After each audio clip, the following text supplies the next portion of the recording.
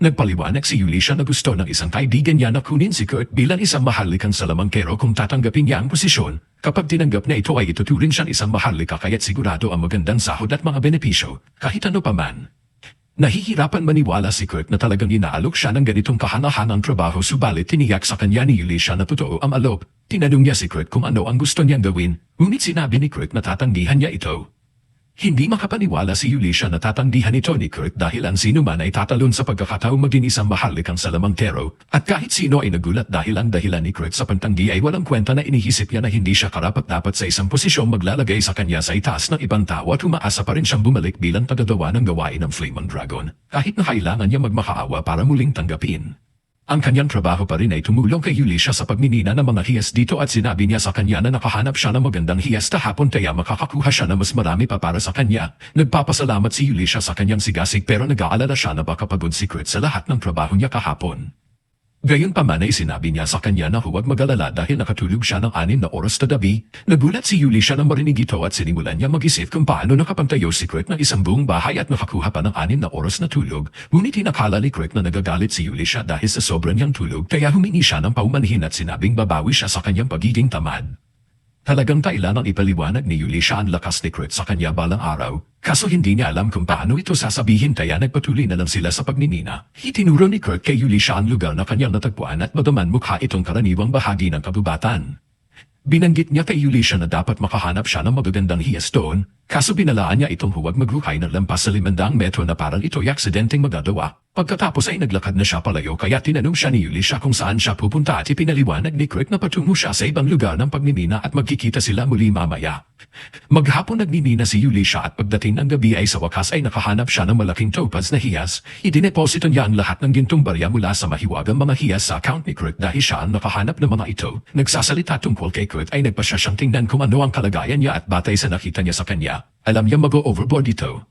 Subalit hindi inaasahan ni Yulisha na magtatayo si Kurt ng isang buong sistema ng tunnel sa loob lamang ng 8 oras. Sa huli ay lumabas si Kurt at sinabi niya kay Yulisha na sa kasamaang palad ay kaunti lamang ang nahanap niyang hiyas na kanyang hinahanap. Ang iba pang nakita niya ay mga walang kwentang bato lamang kaya plano niya itapon ang mga ito pagkatapos niya dito.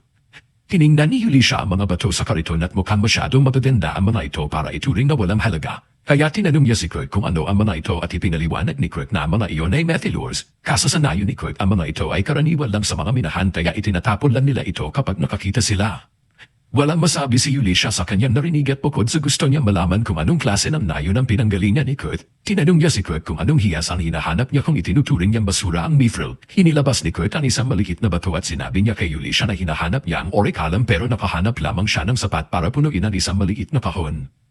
Kilala ang orichalcum bilang metal ng mga Diyos kaya kahit 1 gramo nito ay nagkakahalaga ng milyon-milyon. Casual lang na nakahanap si Kurt ng isang kahon ng bagay na ito at walang ideya si Yulisha na maaaring makita ang orichalcum sa mga lugar na tulad nito. Ngunit sinabi ni Kurt sa kanya na maaari niya itong mamina kahit saan na kailangan niya lang maghukay ng 8 kilometro sa lupa para makuha ito. Nagpa siya si Yulisha na tama na ang pagmimina para sa araw na iyon at dahil sa masakop ng topaz na kanyang nakita ang kanyang mga buwis, tapos na ang kontrata niya kay Kurt at nananahulugan ito na kailangan na maghanap ni Kurt ng ibang trabaho dahil wala pang nagsasabi sa kanya tungkol sa bundok ng ginto sa kanyang bank account. Habang papunta si Kurt sa ahensya ay nakasalubong niya si Bandana, natuwa siya na makita siya ngunit nagtanong siya kung ano ang ginagawa niya roon. Binanggit ni Bandana na hindi na siya bahagi ng Flaming Dragon pero mayroon pang ibang kwento bukod doon. Pagkatapos ng kanilang delikadong misyon, nagpunta si Galova sa isang 5-star hotel na restaurant para kumain ng masarap na pagkain pero kumpara sa pagluluto ni Kurt, parang basura ang lasa ng lahat ng pagkain doon. Nagngit-ngit sa galit si Galova kaya't sinira niya ang lugar at umalis na hindi nagbabayad. Habang naglalakad siya sa isang estinita at nakasalubong niya si Bandama at sinabi niya rito na sobra na ang pagkasira niya sa restaurant. Ngunit ang tanging inaalala lang ni Galova ay ang pagkakaroon ng masarap na pagkain kaya tinutusan niya si Bandana na hanapin si Kurt at pilitin siyang bumalik kahit na kailangan pambaliin ang mga buto niya para magawa ito. Maliwanag na nawawala sa katinoan si Galova kaya hindi na nakipantalo si Bandana. Inagaw niya ang kristal ng teleportation ni Galova at tumakas sa estinita at habang umaalis siya, nakita niya ang mga gwardya ng lungsod na papalapit sa lokasyon ni Galova at kung walang teleportation ang kristal ay tiyak na maaresto siya dahil sa ginawa niya sa restaurant. Dagdag pa itinawag si Maul ng simbahan kaya opisyal nang natapos ang grupo ng Flaming Dragon. Bagamat hindi niya sinabi ang lahat ng detalye tungkol sa pagkalugmok ni Gulnova, nadismaya si Kurt na marinig na nabuwag na ang Flaming Dragon dahil ibig sabihin hindi na siya makakabalik pa. Hindi maintindihan ni Bandana kung bakit gusto pa niyang bumalik sa unang lugar. Ipinaliwanag ni Kurt na marami siyang utang na loob kay Galuva at hindi niya alam kung gaano kasama ang ugali ni Galuva, kaya't malungkot siya na hindi na niya makakasama pa ito. Si Bana sa kabilang banda ay hindi talaga nagmamalasakit kay Galuva dahil takip lamang ito upang mabantayan si Kurt. Dahil papunta si Kurt sa ahensya at inisip ni Bandana na ligtas na ipapalagay na naghahanap siya ng trabaho at kung ganoon niya, may perpektong trabaho siya para kay Kurt. May kaibigan siyang naghahanap ng tulong sa kanyang workshop kamakailan at magiging disenteng trabaho ito dahil master ng Italier ang kaibigan ito. Hilan lamang ang mga master ng Italier sa mundo at sila ay lubos na mahalaga kaya katumbas na isang Viscount ang kanilang impluensya. Tinanong ni Bandana si Kurt kung gusto niyang tanggapin ang trabaho at pagkarating ni Kurt sa workshop ng Italian master. Medyo naguluhan siya dahil mukha lang itong karaniwang bahay at kumatok siya sa pinto at isang maliit na elf na babae ang sumagot. Nagulat si Kurt dahil hindi niya inaasahan na ang Italian master ay isang maliit na batang babae kaso ipinaliwanag ni Michelle na siya ay assistant lamang ng master. Kaya't sinabi ni Kurt na nandito siya para sa trabaho at natuwa si Michelle dahil kailangan niya ng lahat ng tulong na maaari niyang makuha. Inatay niya si Kurt sa kusina at pagpasok niya at naamoy niya ang masansan na amoy ng locker ni Davy Jones. Humingi ng paumanhin si Michelle dahil magulo ang lugar pero walang tigil ang trabaho sa kanya ng master kaya wala pa siyang pagkakataong linisin ito. Biglang tinawag ng master si Michelle kaya tumakbo siya palayo at hiniling kay Kurt na tulungan siyang linisin ang kusina.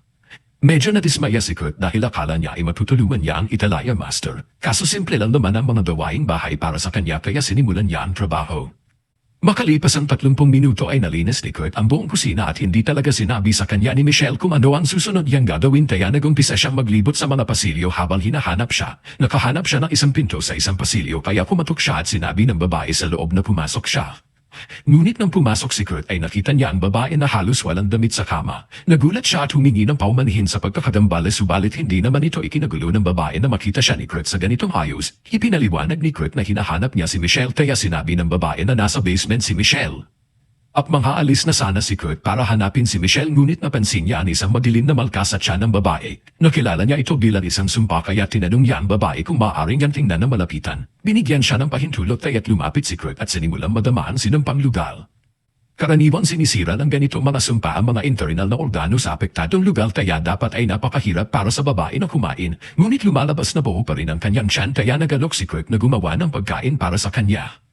Samantala ay nakipagkita si Yulisha kay Mimiko para pag-usapan ang tungkol sa mayat hilak o rakalam na natagpuan ni Kurt. Hindi pa rin niya ito ginawang mga mahiwagang kristal na yung pagkakataon at ang halaga nito ay mahigit pa sa 50,000 gintong barya kaya nagsisimula na mag-alala si Yulisha. Tinanong niya si Meika kung ano sa palagay niya mangyayari kapag nalaman ng mga tao ang tungkol sa kakayahan ni Kurt. Sa pinakamagandang sitwasyon ay maaaring i-kidnap si Kurt at pilitin na maging alipin. Sa pinakamasamang kaso ay maaari siyang patayin dahil sa pagiging malaking banta. Tinanong ni Mimi si Yulisha kung ano ang plano niya kay Kurt at hanggang ngayon ay iniisip pa rin niya na ihanda siya upang maging isang master ng atelier. Sa ganitong paraan ay magkakaroon siya ng sapat na kapangyarihan na walang sino man ang makakapagsamantala sa kanya at plano rin niya maging bodyguard niya kaso mahihirapan siyang pumayag si Kurt sa lahat ng ito dahil masyado siyang makapal upang napagtanto kung gaano siya kahusay talaga at mas malala pa. Palagi niyang minamalihit ang kanyang sarili. Kailangan gawin ni Yulisha ang isang bagay bago pa mapahamak si Kurt. Samantala ay katatapos lang ni Kurt magluto ng lugaw para sa babaeng nakilala niya kanina nang biglang lumabas sina Michelle at ang master ng itilyo na si Elia mula sa basement. Pareho silang nagulat na hindi na isang panganib sa kalusugan ng kusina at lalo na nanalinas si Tony Kurt sa maikling panahon. Napansin ni Elia na nagluluto si Kurt ng lugaw kaya ipinaliwanag ni Kurt na sinabi ng babaeng nakilala niya sa isa sa mga kwarto na siya ay gutom. Mukhang may pag-aalala si Elia na nakilala ni Kurt ang babaeng iyon kaya pinapangako niya kay Kurt na huwag sabihin kahit kanino ang tungkol sa kanya. Nangapo si Kurt kaya sinabi ni Elia na maaari na siya umuwi sa araw na iyon at binigyan siya ng 3 pilak na barya. Nagulat si Kurt na binabayaran siya ng ganun kalaki para lang sa paglilinis ng kusina. Kaso binanggit niya na nararapat ito dahil sa sipag ng kanyang trabaho at hiniling sa kanya na bumalik kinabukasan. Makalipas ang ilang sandali ay pumunta si Elia sa kwarto ng babae dala ang lugaw na niluto ni Kurt para sa kanya at pinaalalahanan niya na hindi siya dapat makita ng ibang tao. Bukod dito ay hindi mukhang banta si Kurt kaya hindi iniisip ni Elia na kailangan niya mag-alala na baka ilabas niya ang sekreto. Hindi pa rin kumakain ito kaya hiniling ni Elia na maghintay muna siya ng 1 minuto. Habang sinusubukan ni Elia ang lugaw para sa lason at sinabi ni Lee na hindi na kailangan iyon, sandali lang siyang nakausap ni Kurt subalit binanggit ng kanyang intuition na mabuting tao si Kurt at bukod dito, walang punto na malalason siya dahil malayo na ang narating ng sumpa.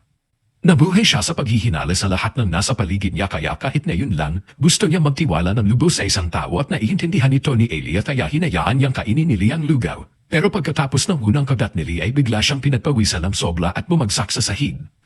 Akala ni Elia na talagang nilason ni Kurt ang pagkain kaya handa na siyang maghanap at patayin si Kurt pero biglang tumayo si Lee at sinabing ayos lang siya. Sa katunayan ay mas maganda pa ang pakiramdam niya kaysa dati dahil nasira na ang sumpa. Hindi alam ni Elia kung paano e proseso ang nangyari dahil hindi basta-basta nababasag ang ganitong klase ng sumpa pero walang duda na nabasag ito ng pagkain na niluto ni Kurt. Sa parehong sandaling iyon ang lihim na organisasyon na naglagay ng sumpa kay Lee ay nagpulong dahil nalaman nila na nabasag ang sumpa. Umaasa sila na gagamitin ito para patayin si Lee mula sa malayo. Ngunit ngayon ay kailangan nilang gumamit ng mas radikal na mga hakbang. Kinalaunan ng gabing iyon ay pumunta si Elia at Lee sa tindahan ni Nini dahil may mahalaga silang pag-uusapan. Tinanggal ni Lee ang kanyang hood at pagkafita sa kanyang mukha ni Mini na kilala nila siya bilang ikatlong prinsesa ng bansa. Ipinaliwanag ni Elia na ang malakas na sumpa ay inilagay kay Lee bilang tangka na patayin siya at di nila sigurado kung sino ang nasa likod nito. Kaso si Lee ang tanging anak sa pagitan ng hari at prinsesa Fran mula sa kaharian ng Gurumako, kaya ang kanyang paghiral ay parang simbolo ng kapayapaan sa pagitan ng dalawang bansa at malinaw na sinusubukan ni Selma na magsimula ng digmaan. Natutuwa si Mimiko na ayos lang si Lee kaso nagulat siya na nagawa niya mo sa akin ang napakalakas na sumpa mag-isa. Gayunpaman ay sinabi ni Lee na hindi na ito nagawa na mag-isa. Ang sumpa ay talagang nabasag ng isang lalaking nagngangalang Kurt at pagkarinig sa pangalang Kurt ay nagulat sina Mimiko at Yulisha.